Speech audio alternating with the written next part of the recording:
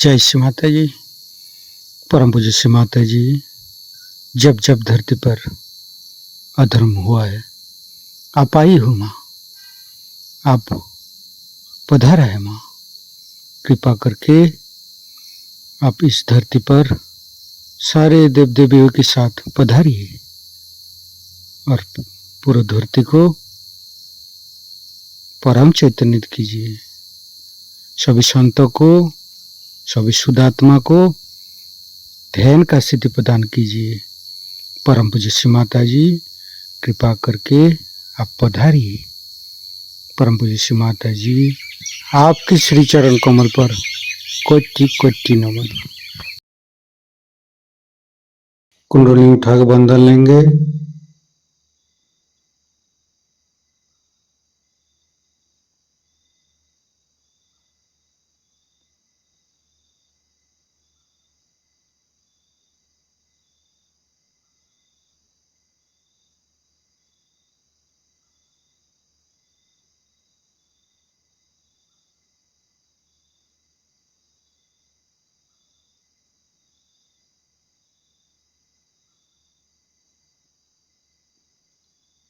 तीनों महामंत्र। ओम तमेव साक्षात् श्री महालक्ष्मी महासरस्वती महाकाली त्रिगुणात्मिका कुंडली साक्षात् श्री आदिशक्ति माता जी श्री निर्मला देवी नमो नमः। ओम तमेव साक्षात् श्री कल्की साक्षात् श्री आदिशक्ति माता जी श्री निर्मला देवी नमो नमः। ओम तमेव साक्षात् श्री कल्की साक्षात् श्री सहस्रार स्वामिनी मोक्ष प्रदायिनी माता जी श्री निर्मला देवी नमो नमः। गणेश मंत्र। ओम तमेव साक्षात् श्री गणेश साक्षात् श्री आदिशक्ति माता जी श्री निर्मला देवी नमो नमः।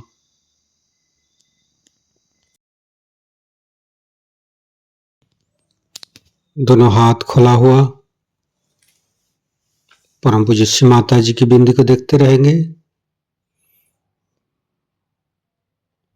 संपूर्ण चित्त हृदय पर परम पूज्य श्री माता जी कृपा करके हमारे हृदय को स्वच्छ बनाइए। स्वच्छ हृदय कमलासन पर श्री चरण को स्थापित कीजिए माँ। परम पूज्य श्री माता जी, हमारे हृदय में जो कुछ भी है आप ही का बना हुआ है। हमारी सांसें, हमारी रोम रोम आप ही का दिया हुआ माँ। परम पूज्य श्री माता जी, आप ही ने तो हमें शुद्ध आत्मा स्वरूप बनाया। परम पूज्य श्री माता जी, हमारे हृदय पर आइए और हमारी आत्मा को परमात्मा के साथ मिलाइए। परम पूज्य श्री माता जी, आप ही तो दुर्गा जी है, आप ही तो शिव जी है।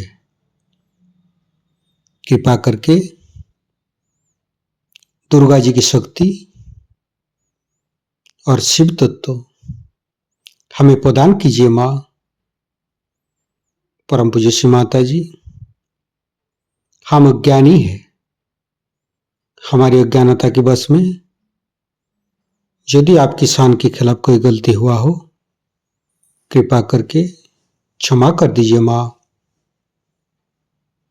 संपूर्ण चित्त मूलाधार चक्र पर, तीनों मूलाधार को देखेंगे। हे आदिशक्ति माँ, कृपा करके हमारे ऊपर कृपा दृष्टि प्रदान कीजिए। हमारे ऊपर प्रभु गणेश की शक्ति प्रदान कीजिए माँ। हे आदिशक्ति माँ, हम कभी अतीत में चला जाते हैं माँ, कभी भविष्य में चला जाते हैं। कृपा करके अतीत और भविष्य झूठा है माँ। कृपा करके हमें मध्य में स्थापित कर दीजिए माँ। परम पूज्य श्री माता जी, आप ही तो प्रभु गणेश है। कृपा करके हमारे तीनों नाड़ी, सातों चक्रों के अंदर समस्त दोषों को, समस्त रोगों को, समस्त बाधाएं दूर कीजिए माँ। संपूर्ण चित्त बाएं मूलाधार, परम पूज्य श्री माता जी, कृपा करके हमारे अंदर अबोधिता और पवित्रता को रक्षा कीजिए माँ। निर्मल गणेश की मंत्र लेंगे। ओम तमेव साक्षात श्री निर्मल गणेश साक्षात श्री आदिशक्ति माता जी श्री निर्मला देव्ये नमो नमः। बाएं हाथ श्री माता जी की तरफ, दाहिने हाथ धरती पर। परम पूज्य श्री माता जी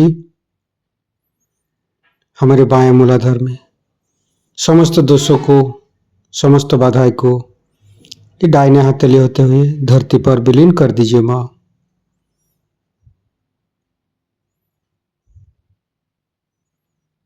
फिर राइट हैंड श्री माता जी की तरफ, बाएं हाथ धरती पर, संपूर्ण चित्त राइट मूलाधार। परम पूज्य श्री माता जी, आप ही तो राक्षसंती है, आप ही तो राक्षस अग्नि है। कृपा करके हमारे अंदर राक्षस प्रवृत्ति को नष्ट कीजिए माँ। परम पूज्य श्री माता जी, कृपा करके आप श्री कार्तिक जी रूप में हमारे राइट मूलाधार पर आइए और समस्त दोषों को, समस्त रोगों को दूर कीजिए। श्री कार्तिक के मंत्र लेंगे। ओम तमेव साक्षात श्री कार्तिके साक्षात श्री आदिशक्ति माता जी श्री निर्मला देव्ये नमो नमः। फिर धीरे धीरे चित्त को मध्य मूलाधार, परम पूज्य श्री माता जी, कृपा करके हमारे अंदर दया कीजिए, कृपा कीजिए, हमारी क्षमा को स्वीकार कीजिए। परम पूज्य श्री माता जी, कृपा करके हमारे मध्य मूलाधार पर आइए और मध्य मूलाधार के अंदर समस्त दोषों को दूर कीजिए माँ। हे आदिशक्ति माँ, आप ही तो गौरी माता है। कृपा करके हमारे मध्य मूलाधार पर आइए। गणेश गौरी माता की मंत्र लेंगे। ओम तमेव साक्षात श्री गणेश गौरी कुंडली माता साक्षात श्री आदिशक्ति माता जी श्री निर्मला देव्ये नमो नमः। संपूर्ण चित्त मध्य मूलाधार पर रखेंगे। ओम गंग गणपते नमः 4 बार करेंगे। ओम गंग गणपतये नमः। ओम गंग गणपतये नमः। ओम गंग गणपतये नमः। ओम गंग गणपतये नमः। साक्षात श्री आदिशक्ति माता जी श्री निर्मला देव्ये नमो नमः। संपूर्ण चित्त मध्य मूलाधार पर रखेंगे। गणेश अथर्वशीर्ष पाठ करेंगे।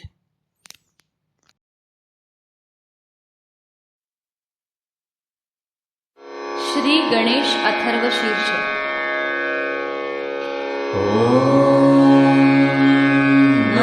नमस्ते गणपतये त्वमेव प्रत्यक्षं तत्त्वमसि त्वमेव केवलं कर्तासि त्वमेव केवलं धर्तासि त्वमेव केवलं हर्तासि त्वमेव सर्वं खल्विदं ब्रह्मासि त्वं साक्षादात्मासि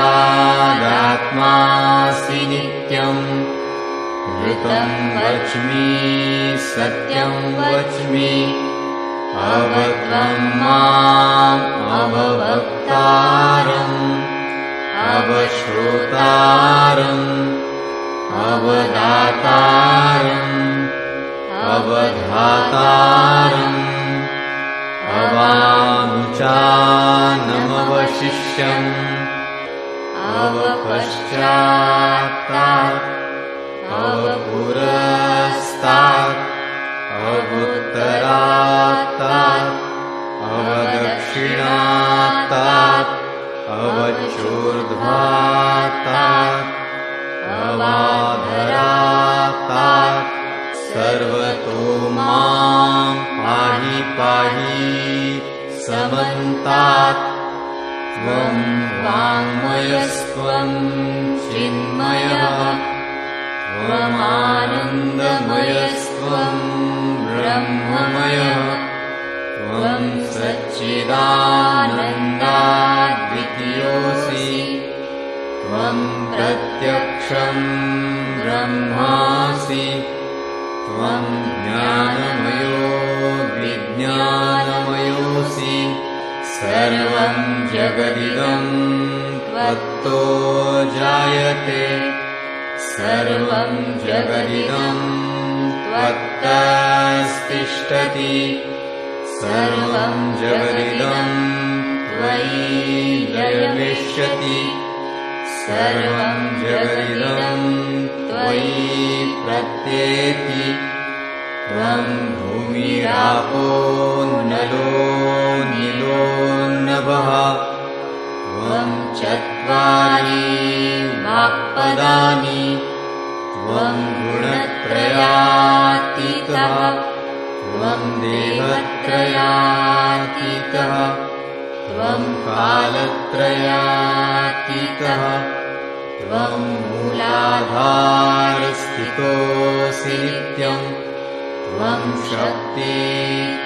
शक्तित्रयात्मकः त्वां योगिनो ध्यायन्ति नित्यं त्वं ब्रह्मा त्वं विष्णुस्त्वं रुद्रस्त्वं इन्द्रस्त्वं अग्निस्त्वं वायुस्त्वं सूर्यस्त्वं चन्द्रमास्त्वं ब्रह्मभूर्भुवः स्वरो गणादीन् पूर्वमुच्चार्य वर्णादि तदनन्तरम् अनुस्वारः परतरः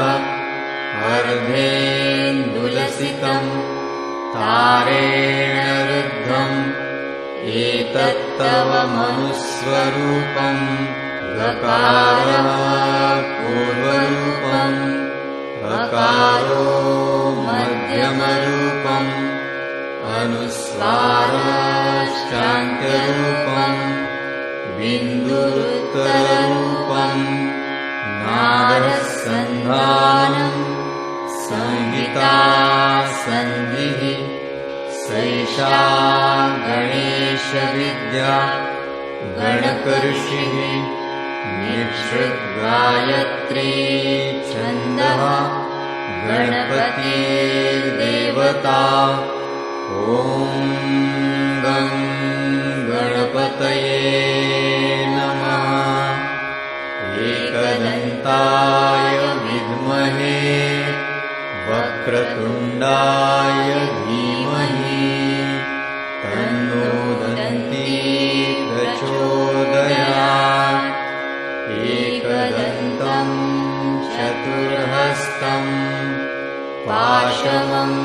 वर्षधारिणम् रदं च वरदं हस्तैर्बिभ्राणम् मूषकध्वजम् रक्तं लम्बोदरम् शूर्पकर्णकम् रक्तवाससम् रक्तगन्धानुलिप्ताङ्गम् रक्तपुष्पैः सुपूजितम् भक्तानुकम्पिनं देवं जगत्कारणम् अच्युतम् आविर्भूतं च सृष्ट्यादौ प्रकृतेः पुरुषात् परम् एवं ध्यायति यो नित्यं स योगी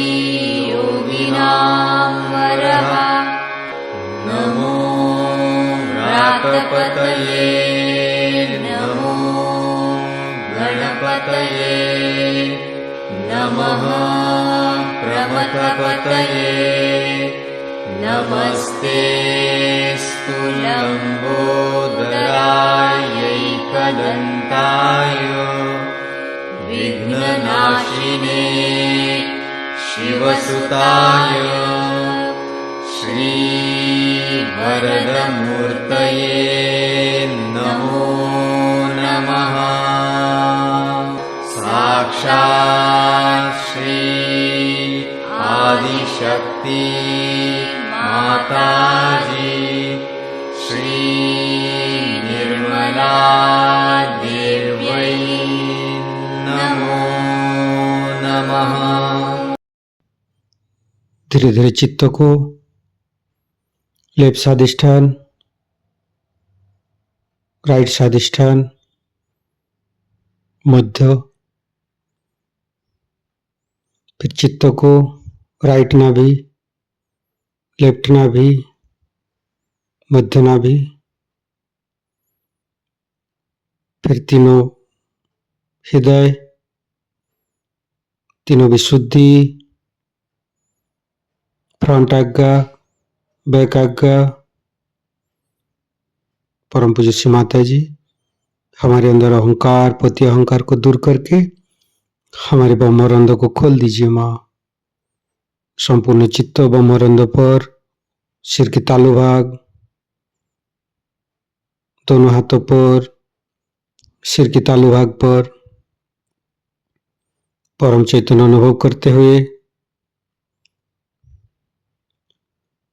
मध्य मूलाधार के साथ सहस्त्रार को जोड़ेंगे।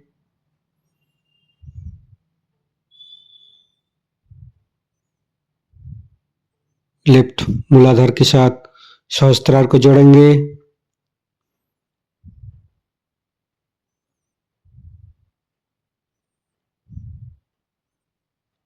राइट मूलाधार के साथ सहस्त्रार को जोड़ेंगे।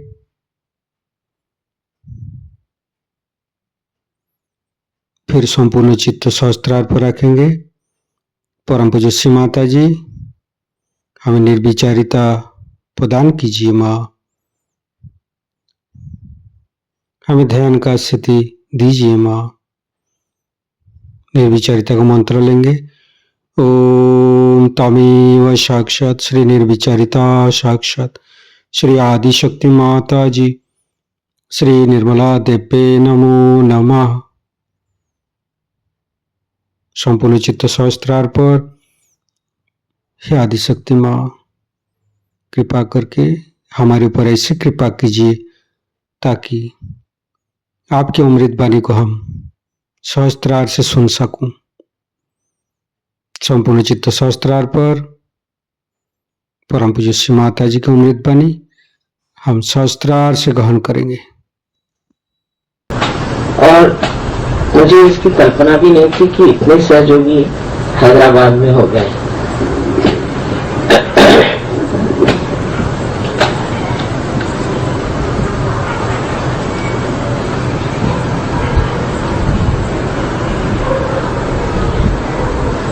एक विशेषता हैदराबाद की है कि यहाँ सब तरह के लोग आपस में मिल रहे हैं। जैसे कि हमारे नागपुर में भी मैंने देखा है कि हिंदुस्तान के सब और के लोग नागपुर में बसे हुए हैं और इसलिए वहाँ पर लोगों में जो संस्कार है उसमें बड़ा खुलापन है और एक दूसरे की ओर देखने की दृष्टि भी बहुत खुली हुई है।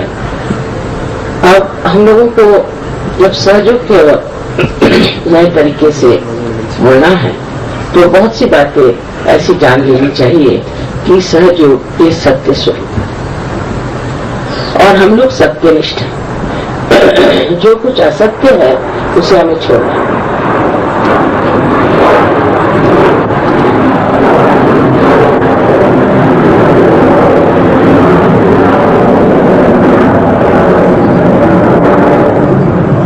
कभी कभी असत्य का छोड़ना बड़ा कठिन हो जाता है क्योंकि बहुत दिन तक हम किसी असत्य के साथ जीते रहते हैं, फिर कठिन हो जाता है कि उस असत्य को हम कैसे छोड़ें। लेकिन जब असत्य हमसे चिपका रहेगा तो हमें शुद्धता नहीं आ सकती क्योंकि असत्यता एक भ्रामकता है और उस भ्रम से निकलने के लिए हमें एक निश्चय कर लेना चाहिए कि जो भी सत्य होगा उसे हम स्वीकार करेंगे और जो असत्य होगा उसे हम छोड़ेंगे। इसके निश्चय से ही आपका आश्चर्य होगा कि कुंडलिनी स्वयं आपके अंदर जो कि जागरूक हो गई है इस कार्य को करेगी और आपके सामने वो स्थिति ला खड़ी करेगी कि आप जान जाएंगे कि सत्य क्या है और असत्य क्या है। यही नहीं पर आपके अंदर वो शक्ति आ जाएगी कि जिससे आप सिर्फ सत्य को ही प्राप्त करना चाहेंगे और जितना भी असत्य आपको दिखाई देता है उसे छोड़ दें।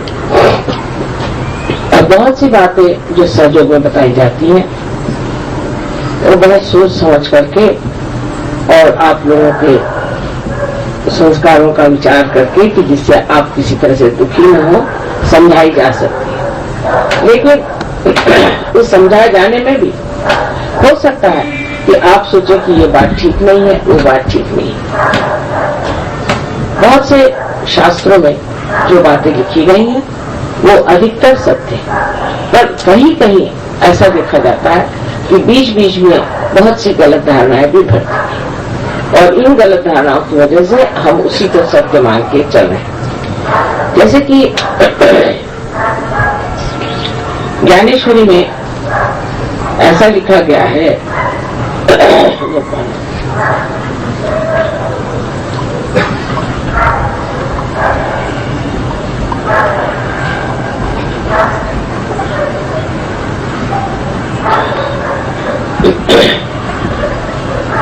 कि जब कुंडलिनी का जागरण होता है तो आप हवा में उड़ने लग जाते हैं और आप पानी पे चलने लग जाते हैं और आपको बहुत सात समुद्र के दूर की बातें दिखाई देती हैं। अभी अशक्य है क्योंकि ज्ञानेश्वर जी एक संत थे, महान संत थे। हम लोगों को उस पर सोचना चाहिए कि संत लोग जनहिताय जन सुखाय संसार में वो इस तरह की बातें मनुष्य को सिखाकर कौन सा सुख देने वाले, उससे कौन सा आराम होने वाला है कि आप हवा में उड़ने लग जाए तो क्या विशेष हो जाए, या अगर आप पानी पे चलने लग जाए तो क्या विशेष हो जाए।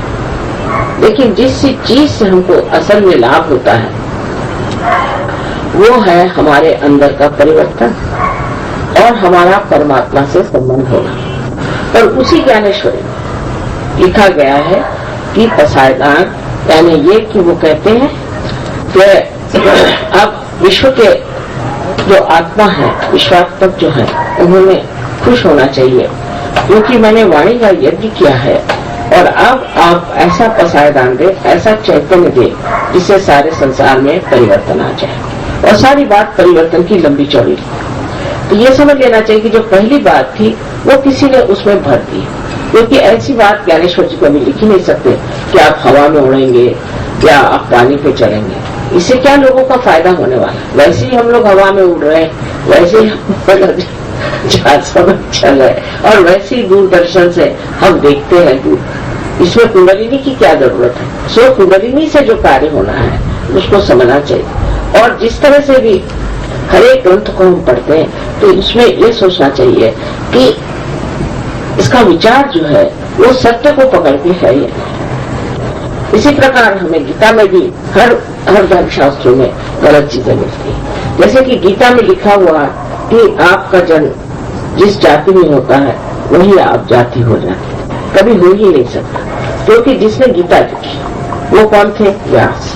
और व्यास किसके लड़के थे आप जानते हैं कि एक ढीवरनी के, एक मच्छीहारनी के लड़के थे जिनकी शादी भी नहीं। ऐसे के जो बेटे थे वो थे व्यास। वो ऐसा कैसे लिखेंगे कि आपकी जो जन्म से जाति होगी वही जाति हो जाएगी। लेकिन कहा गया है कि या देवी सर्वभूतेषु जाति रूपेण संस्थिता, माने सबके अंदर बसी हुई उसकी जाति है। जाति है, जाति का मतलब होता है जो हमारे अंदर जन्मजात, हमारे अंदर जो एक तरह का रुझान है, एप्टीट्यूड है। हमारे रुझान कहाँ है, हम किस और रुझे हुए हैं। बहुत से लोग हैं जो कि पैसे को खोजते रहते हैं, बहुत से लोग हैं जो कि बड़ी सत्ता को खोजते रहते हैं, लेकिन ऐसे भी बहुत से लोग हैं जो कि परमात्मा को खोजते हैं। जिसकी जो जाति माने जिसका जो रुझान है, जिसकी जो एप्टीट्यूड है, वो उसके अंदर एक बसी हुई एप्टीट्यूड है। इसका मतलब ये है कि सहयोग में वही लोग आएंगे जो परमात्मा को खोजते हैं, जो ब्रह्म को सोचते हैं और जो इस ओर ध्यान देते हैं कि हमें परम को प्राप्त करना है और दुनियावी चीजों में क्या करना है। पहले ऐसे ही लोग आएंगे, प्रथम में ऐसे ही लोग आएंगे जो कि वास्तविक में सोचते हैं कि किसी तरह से परमात्मा को प्राप्त कर लें, या इस परमात्मा चीज को जान लें, या इस आत्मा में हम लोग समा जाएं। इस तरह के जो लोग सोचते हैं, किसी भी वजह से, किसी भी पुस्तक के पढ़ने से, या किसी संत साधुओं के साथ रहने से, किसी गुरुजनों के साथ रहने से, जो लोग इस तरह का सोचते हैं पहले सहयोग में आते हैं। इसलिए आप देखिएगा कि सहयोग की प्रगति धीरे होती है और सब चीजों की प्लास्टिक प्रगति है। हजारों आदमी आप पालेंगे कि जो किसी गुरु के पीछे में दौड़ेंगे, लेकिन फिर वो छोड़ देते हैं, उनको कोई लाभ नहीं होता, उनको पैसा ऐसा देते हैं किसी तरह से ठीक हो जाता है। लेकिन हमको ये सोचना चाहिए कि जो सच्चाई होती है और जो जीवंत चीज होती है वो धीरे धीरे पनपते हैं, एकदम ज्यादा नहीं पनप सकते। आपको अगर एक वृक्ष में फूल आने हैं तो पहले एक दो ही फूल आते हैं, फिर 4-5 फूल आते हैं, फिर धीरे धीरे उसमें अनेक फूल आ जाते हैं। तो मनुष्य को ये जब सहयोग की ओर रुझान हो जाती है और वो सहयोग में आ जाता है तो उसको कभी कभी बड़ा दुख होता है और उसे लगता है कि आखिर इतने धीरे धीरे सहयोग क्यों बढ़ती है, सहयोग की प्रगति इतनी धीरे धीरे क्यों। लेकिन उसकी वजह अब आप समझ गए कि ये जीवंत चीज है और इस पे किसी पे जबरदस्ती हम नहीं कर सकते। हम किसी को कहें कि आप पार हो गए तो नहीं हो सकते, ये होना पड़ता है। जब तक ये होना नहीं होगा, जब तक ये बात घटित नहीं होगी, तब तक हम नहीं कह सकते कि ये हो गया। जैसे कि एक हमारे साथ बीवी जी थी, वो गई अमेरिका, उनका लड़का आया होनोलुलु से, तो मुझे कहने लगे कि माँ इनको पार करा। तो मैंने कहा ये होते नहीं, मैं क्या करूँ, तुम करा दो पार। मैंने जब आपसे नहीं होते तो मैं कैसे करूँ। तो फिर क्या मैंने कहा क्या उसको झूठा सर्टिफिकेट दे दे, वो तो पार हो गया, मैंने उससे क्या फायदा होने वाला। मैंने कहा यही बात। इसलिए ये घटित होना पड़ता है और ये सत्य स्वरूप प्राप्त होना चाहिए। अगर ये नहीं हुआ और कोई झूठ मूठ में कहने लगे कि नहीं मुझे पार हो गया, कोई तो हो सकता और हर आदमी ही पार होगा, ऐसा भी आप नहीं कह सकते। बहुत से लोग नहीं होते हैं, अनेक कारणों की वजह से नहीं हो सकते। किसी को कभी ये लगता है कि ऐसे कैसे हो सकता है। ज्यादातर लोगों में तो ये विचार आता है कि जब कभी हुआ नहीं, उसके लिए इतनी तपस्या करनी पड़ती थी, हिमालय जाना पड़ता था, ये करना पड़ता था, तो अब हमें कैसे हो। असल में जब किसी से कहा जाए कि यहाँ एक खीरा रखा है और आपको मुफ्त में मिल जाएगा तो सब दौड़ाएंगे, उसको नहीं छोड़ेंगे। लेकिन अगर कहा जाए कि सहज में ही, सस्ते में ही, बगैर कुछ पैसे दिए हुए आपके कुंडली जागृत हो जाएगी, तो लोग विश्वास नहीं करते, क्योंकि अपने पर विश्वास नहीं है, आत्मविश्वास नहीं है और वो समझ नहीं सकते कि ये समा कौन सी है, ये कौन सा विशेष समा है कि जिसमें ये चीज घटित हो सके। तो हमारे लिए क्या सोचना चाहिए कि हम लोग जो है आज एक विशेष स्थिति में, हम लोगों ने कुंडलिनी का अभ्यास नहीं किया हो, उसके बारे में पढ़ा न हो, लिखा न हो, पर हमारी जागृति हो गई। और जब जागृति हो गई है और हमें आत्म साक्षात्कार प्राप्त हो गया है, तो ये सोच लेना चाहिए कि अब सब कार्य जो है वो हम नहीं करने वाले। ये चारों तरफ फैला हुआ जो परम चैतन्य है, इस परम चैतन्य ने सारी सृष्टि की रचना की है। आज उसी परम चैतन्य से हम एकाकारिता प्राप्त कर चुके हैं और उस परम चैतन्य का ही ये कार्य है कि वो हमारे सारे कार्य करे। तो हम कुछ भी नहीं कर रहे, हम तो अकर्म में खड़े हैं। जैसे कि आज इसका कनेक्शन है आपका मीन से लग गया, तो मैं इसमें बोल रही हूँ तो सुनाई दे रहा है, इसका उपयोग हो रहा है।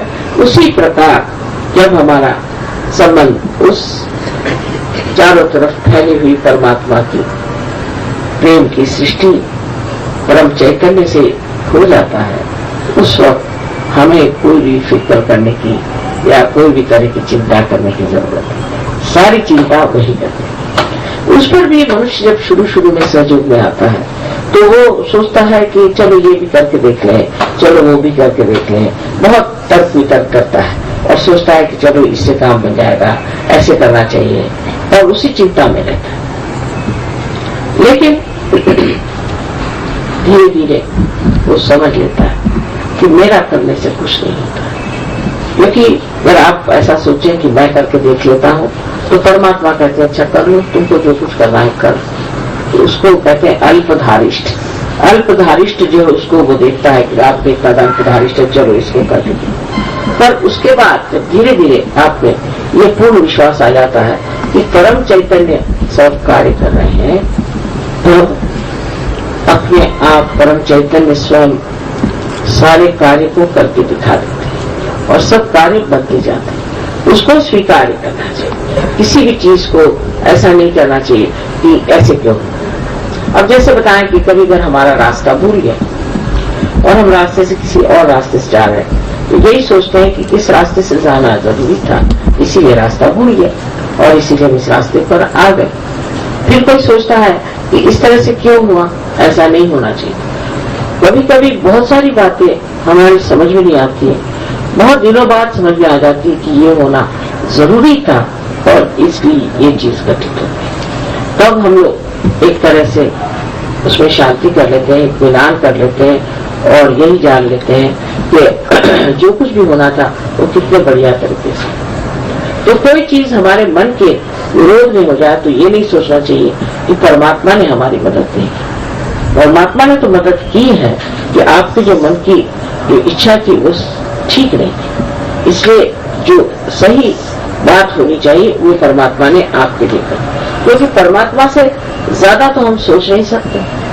इस परम चैतन्य के कार्य से हम ज्यादा कार्य तो कर नहीं सकते। इसलिए उसने जो कार्य किए हैं और उसने जो व्यवस्था की हुई है और वो जो हमारे लिए कर रहे हैं और जो कुछ हो रहा है वो सब चीज अत्यंत सुंदर और किसी भी परिश्रम के बगैर सहज में ही घटित हो जाए।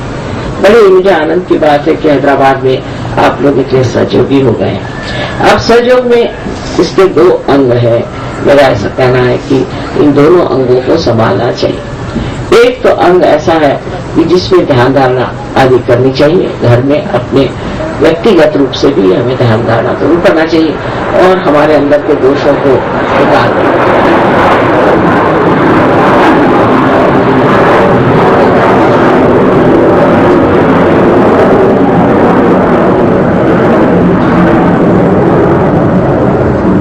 ध्यान धारणा की जो हम लोगों की प्रणाली है बहुत ही सरल सहज है। एक सवेरे 10 मिनट, शाम को 10-15 मिनट बैठने से भी ध्यान धारणा होता है। पर पहले अपने अंदर कौन सा दोष है उसे देख लेना चाहिए।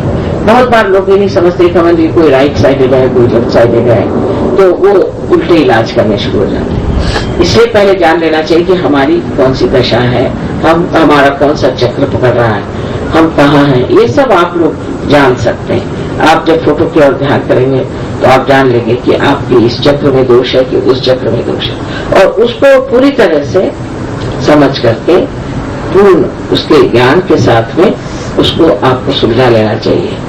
उसको सुलझाने के बाद में ये व्यक्तिगत हो गया।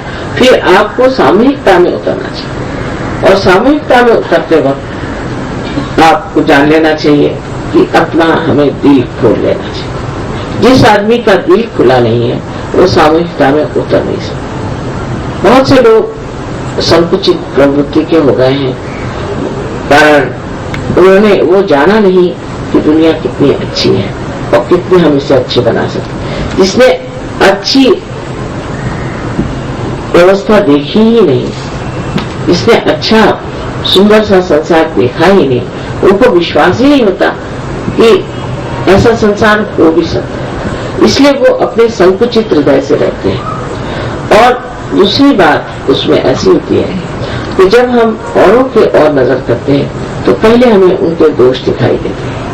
जब हम दूसरों के दोष देखने लगते हैं तो हमारे अंदर ज्यादा दोष आ जाते हैं। लेकिन हम उनके गुण देखें, उनकी अच्छाई देखें और उनकी सुंदरता को देखें तो हमारे अंदर भी वो सुंदरता आ जाएगी और उस आदमी के जो दोष होते हैं वो भी लोप हो जाए। जब दूसरा कोई है ही नहीं, जब वो हमारे ही शरीर का एक अंग मात्र है, तो फिर उसमें दोष देखने से क्या फायदा।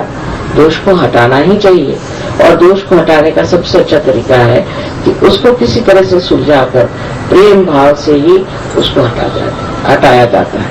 क्योंकि अपना सारा कार्य जो है वो प्रेम की शक्ति का है, और प्रेम ही सत्य है और सत्य ही प्रेम है। जो प्रेम की शक्ति को इस्तेमाल करेगा वो बहुत ऊंचे उठ जाता है। हृदय को खोल करके प्रेम से आपको दूसरों की ओर देखना। इस तरह से एक तो ये आपका अंग है जिसमें आप अपनी व्यक्तिगत दृष्टि में प्रगति करते हैं, और एक आप समष्टि में प्रगति करते हैं जो दूसरों के साथ मेल जोल प्यार हो जाए। जिसका मेल जोल दूसरों के साथ नहीं बैठता है तो उसको सोच लेना चाहिए कि वो सहज नहीं। जिसका जो प्रश्न खड़े कर देता है, जिससे लोगों को तकलीफ हो जाए, जिससे आपस में प्रेम न बढ़े, बैर बढ़ जाए, आपस में झगड़ा हो जाए, ऐसा आदमी सहज नहीं है। और ऐसे आदमी से बच कर रहना चाहिए, क्योंकि ऐसा आदमी एक भी आम खराब हो जाए तो सारे आम वो खराब कर सकता है। तो वो आदमी इधर से उधर लगाएगा, इधर से उधर बात करेगा, इसके खिलाफ बोलेगा, उसके खिलाफ बोलेगा। इसलिए किसी भी सहयोगी की निंदा सुनना हमारे सहज में एक पाप सा है, क्योंकि उसको सुनने से हमारे कान खराब हो जाते हैं और उससे हम उस आदमी के प्रति एक तरह से गलत तरीके से कहना चाहिए कि उसके प्रति हमारा जो विचार होता है वो ठीक नहीं रहता। आपको जब दूसरों से व्यवहार करना है तो देखना चाहिए कि हमारे अंदर कितना औदार्य है, हम कितनी क्षमा कर सकते हैं, हम कितने प्यार से उनसे बोल सकते हैं, उनको हम कितने नजदीक ले सकते हैं, क्योंकि ये सब हमारे असली रिश्तेदार हैं। बाकी की रिश्तेदारी तो आप जानते ही जैसी होती है, लेकिन जो असली रिश्तेदारी है वो सहजयों की है। और आपको जब पता होना चाहिए कि 40 देशों में आपके भाई बहन बैठे हुए हैं, और जब कभी आप उनसे सब मिलेंगे तो आपकी तबीयत खुश होगी। दूसरी जो स्थिति है उसमें है सहयोग का ज्ञान होना और सहयोग का प्रचार। ये भी अत्यावश्यक है, विशेषतः औरतों के लिए, स्त्रियों के लिए, क्योंकि स्त्री जो है वो शक्ति स्वरूप है।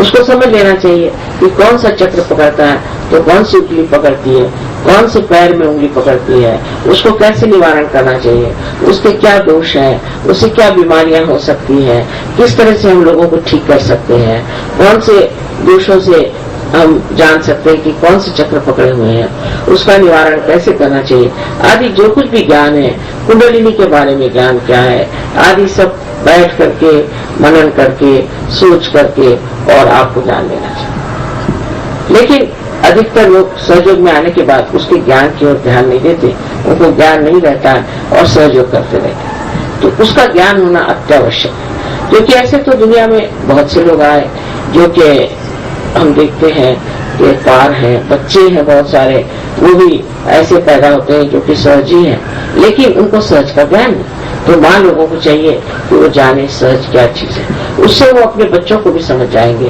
और ये भी समझ जाएंगे कि कोई बच्चा जो कि सहज में पैदा हुआ है वो क्यों ऐसा करता है, उसकी क्या बात है, उस समझने के लिए इसका ज्ञान होना आपको बहुत अत्यावश्यक है। जिन लोगों को इसका ज्ञान नहीं होता है वो लोग समझ नहीं पाते कि क्या बात कर रहे हैं, ये क्या कर रहे हैं, और उनको इसका असर नहीं आता। इसका इसलिए बुद्धि से ज्ञान होना बहुत जरूरी। और जो चौथी चीज बहुत जरूरी है, सहयोग का प्रचार। अगर आप एक कमरे में बैठे हैं और एक दरवाजा खुला है, यहाँ से आपको हवा मिल रही है, लेकिन अगर दूसरा दरवाजा आपने खोला नहीं तो हवा का सर्कुलेशन रुक जाए, हवा जो का प्रवाह है वो रुक जाए। इसी तरह से हम लोग जब दूसरों को सहयोग से लाभित करते हैं, उनकी मदद करते हैं, उनको रियलाइजेशन देते हैं, उसका प्रचार करते हैं, उसके बारे में बोलते हैं, अपने रिश्तेदारों को बताते हैं, उनको घर पे बुला कर चाय पिला करके सहयोग देते हैं, तब जब तक आप प्रचार नहीं करेंगे तब तक आपकी प्रगति नहीं हो सकती। क्योंकि आप जानते हैं कि जब पेड़ बढ़ता है उसकी शाखाएं बढ़नी चाहिए और उस शाखाओं के नीचे उसकी छाया में अनेक लोगों को बैठना चाहिए। नहीं तो ऐसे अनेक पेड़ हैं और हम लोग तो वटवृक्ष के जैसे हैं, और इसलिए हमें चाहिए कि हम इसके प्रचार में पूरी तरह से सहायता करें। उसके लिए जो जो जरूरतें होंगी वो हमें करनी चाहिए, उसकी ओर हमें मुड़ना चाहिए, उसके प्रति हमें पूरी तरह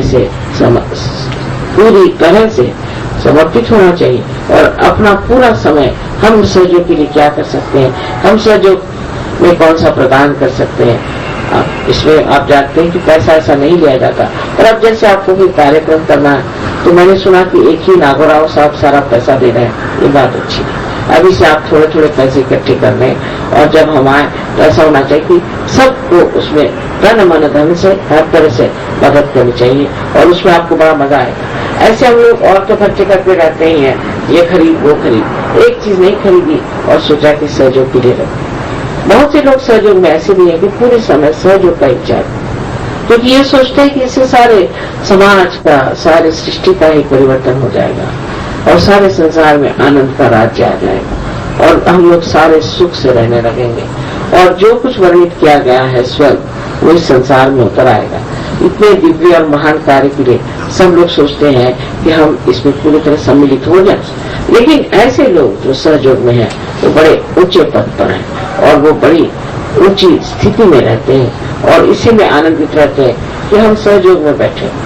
उनका बिजनेस चलता है, उनको पैसे मिलते हैं, उनके सारे प्रश्न छूट जाते हैं, कि जो प्रॉब्लम्स है वो हल हो जाते हैं और उनको समझ में नहीं आता कि कोई प्रॉब्लम ही नहीं रहा, ये प्रॉब्लम भी छूट गया, वो प्रॉब्लम भी छूट गया, सब ठीक ठाक। सो इस प्रकार का जो हमारे अंदर जागरण हो जाए और हम सत्य की सृष्टि में उतर जाए, तो अपने आप हम देखते हैं कि कितनी रूढ़ियां और कितने गलत संस्कार हमारे अंदर इतने दिनों से आए और वो हमारे घर करके बैठे हैं और उससे हमारी प्रगति नहीं हो सकती। तो चाहे कुछ भी हम सोचते रहे होंगे पिछले में, कुछ भी हमारे माँ बाप ने बताया हो, कुछ भी हमारे समाज ने हमें समझाया हो, हमारे ऊपर एक बड़ा भारी उत्तरदायित्व है, जिम्मेदारी है, रिस्पॉन्सिबिलिटी है कि हम ऐसा समाज बनाए कि वो शुद्ध निर्मल हो और उस शुद्ध निर्मल में हमारी धारणा रहे और उस धर्म में हम स्थित रहे। आप सबको मेरा अनंत आशीर्वाद।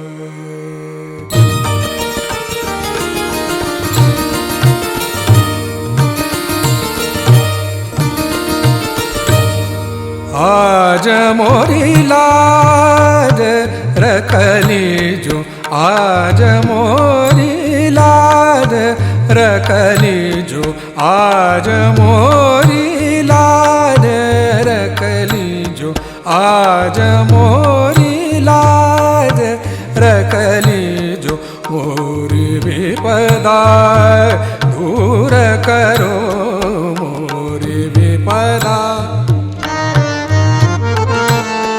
मोरी विपदा दूर करो मोरी विपदा दूर करो, आज मोरी लाज रखली जो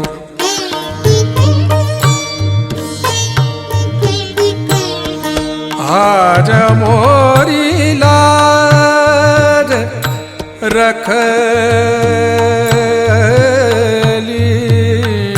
जो आज मोरी लाज,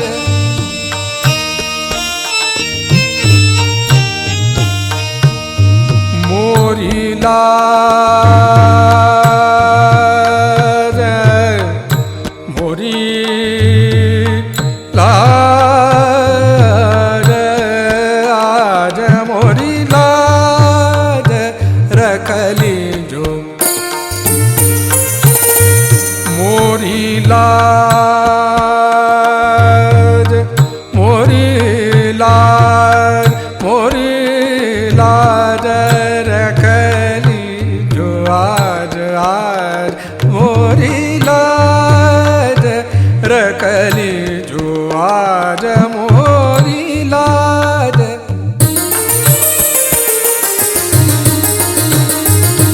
मोरी लाज, मोरी लाज आज मोरी लाज रखली जो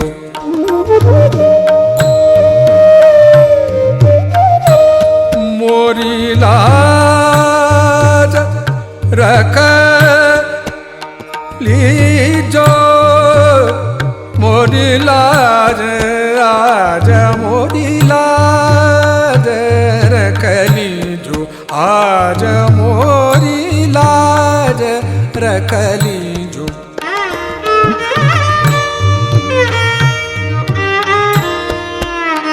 मोरी लाज,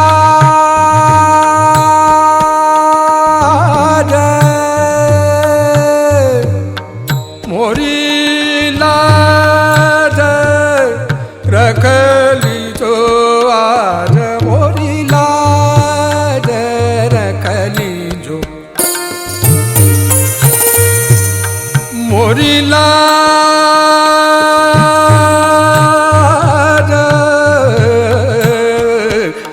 गौरी नंदन हे दुख भंजन,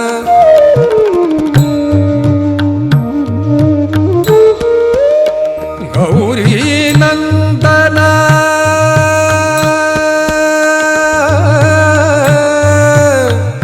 गौरी नंदन, गौरी नंदन गौरी गौरी नंदन हे दुख भंजन, गौरी नंदन हे दुख भंजन, तुम ही आके धीर बंधाओ, तुम ही आके धीर बंधाओ, आज मोरी लाज रखली जो आज मोरी लाज रखली जो, मोरी विपदा दूर करो मोरी विपदा दूर करो, आज मोरी लाज रखली जो आज मोरी लाज। ओम त्वमेव साक्षात् श्री गणेश साक्षात् श्री आदि शक्ति माता जी श्री निर्मला नमो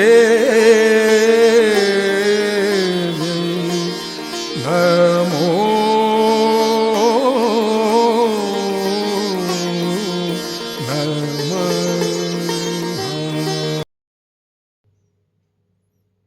हे आदिशक्ति माँ,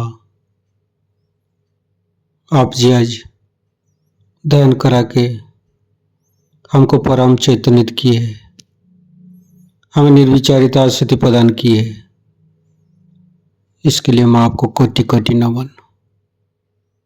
हे आदिशक्ति माँ,